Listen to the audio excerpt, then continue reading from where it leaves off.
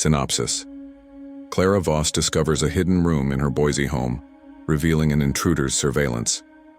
As evidence mounts, a notebook, recordings, she unravels a stalker's web. Fleeing, a final photo proves the terror endures. This horror explores violated trust and lingering fear. Shivering, I retreated to bed, pulling the sleeping bag tight. Dreams fragmented into blueprints that twisted impossibly, walls shifting like living things. I woke before dawn, coffee brewing in my portable maker, determined to push the mystery aside. Work called. A downtown office building needed my assessment by noon, but as I drove away, glancing back at the house in the rear view, it felt like the structure was watching me leave, guarding its secret. The day dragged. At the site, I climbed scaffolds, measured beams, noted cracks in the concrete, but my thoughts drifted back to Willow Lane. During lunch, I texted my sister Lena back in Seattle.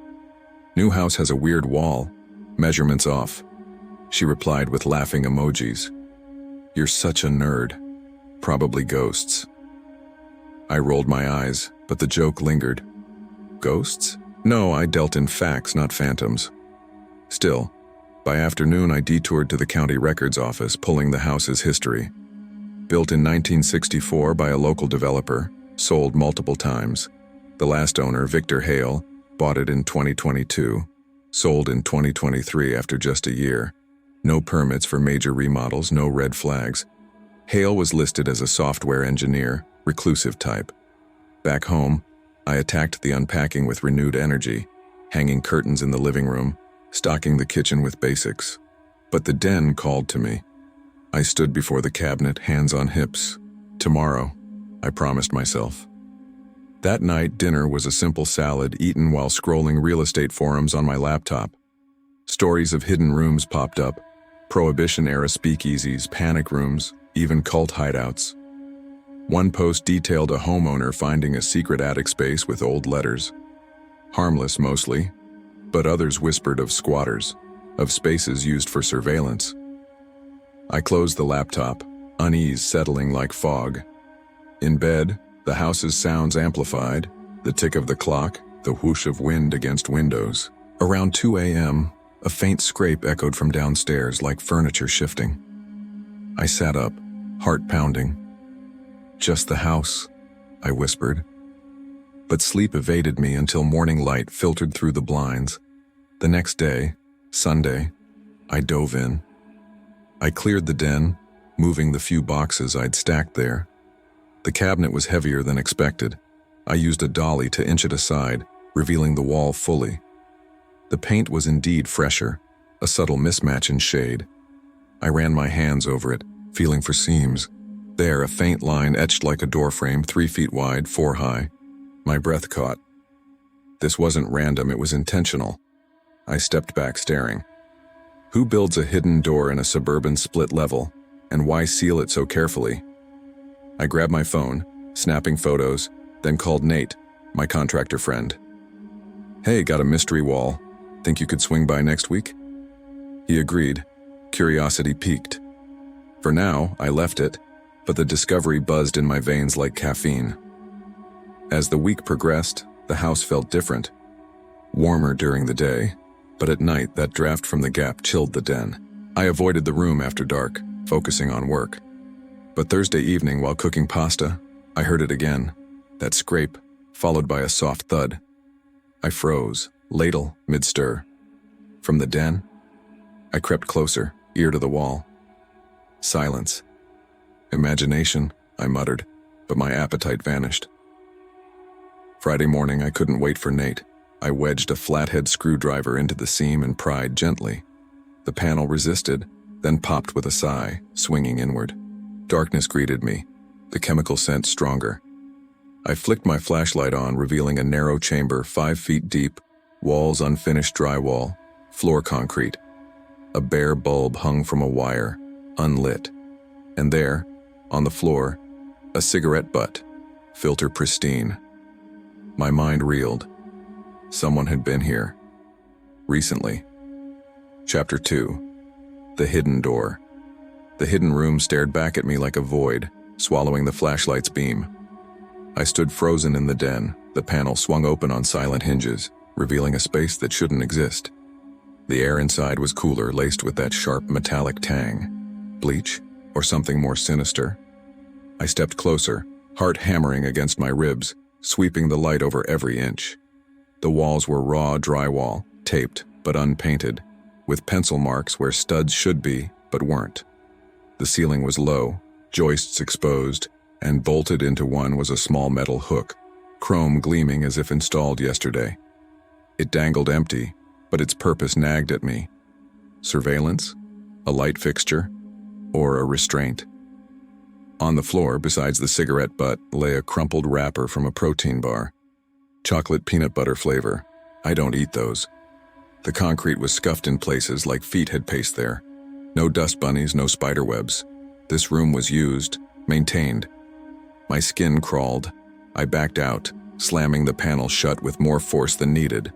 The sound echoed through the empty house, mocking me. I shoved the oak cabinet back into place, its weight a temporary barrier, and sank to the floor, back against it, breathing hard. "What the hell?" I whispered. My mind raced through possibilities. Previous owner stashing valuables, a DIY safe room, but the hook, the freshness. It felt wrong. I grabbed my phone, fingers trembling as I dialed Nate. "Change of plans," I said when he answered. "Can you come today?" I opened it. "There's stuff inside." He paused, then, "On my way. Don't touch anything else." While waiting, I paced the living room, sunlight streaming through the bay window, contrasting the chill in my bones. I searched online for hidden rooms in old houses, diving into forums and articles. Tales of bootleggers' caches, Cold War bunkers, even modern peeping Toms using voids for cameras. One story from a Reddit thread chilled me. A woman in Oregon found a similar space with a mattress and binoculars aimed at her bedroom window. Police linked it to a stalker ex. I closed the tab, stomach churning. Nate arrived in his battered pickup, toolbox in hand, his flannel shirt dusted with sawdust from a morning job. He's a burly guy, mid-40s, with a no-nonsense demeanor honed from years on construction sites.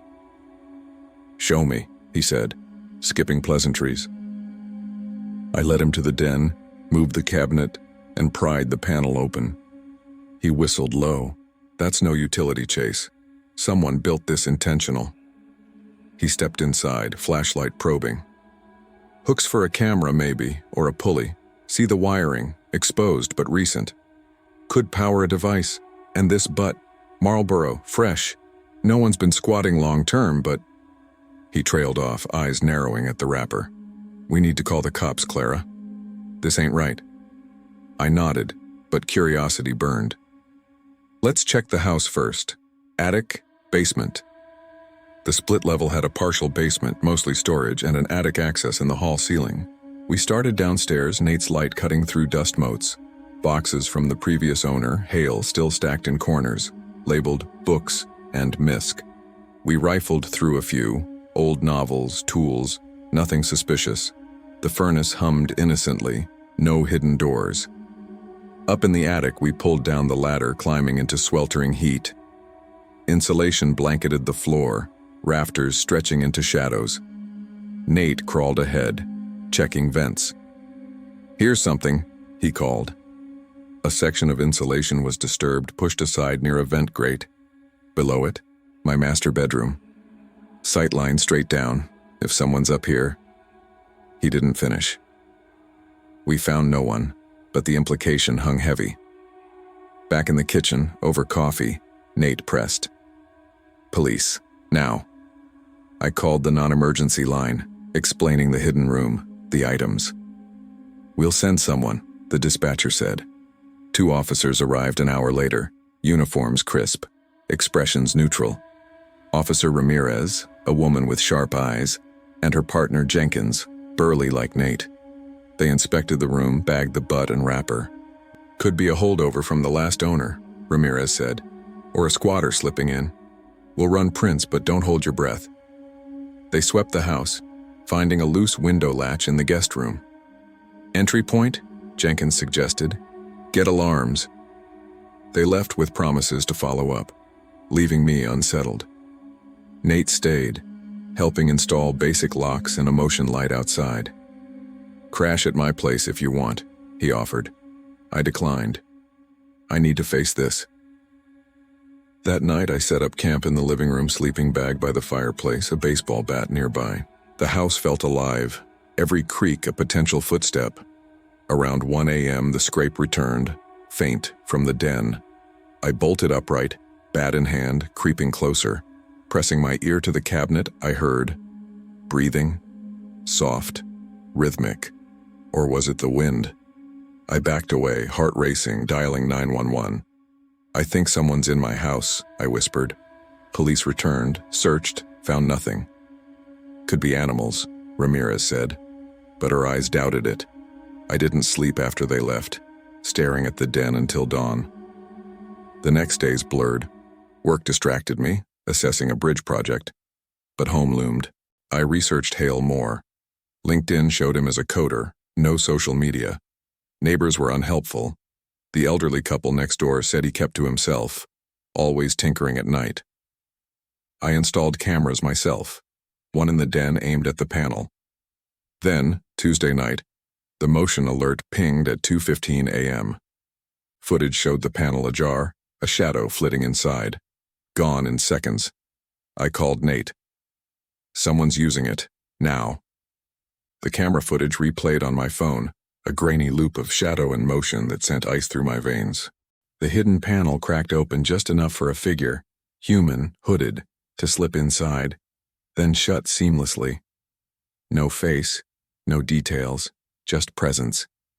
I hadn't imagined the sounds. Someone was invading my space, treating my home like their private lair. I forwarded the clip to the police, then to Nate. His response, "I'm coming over. Pack a bag."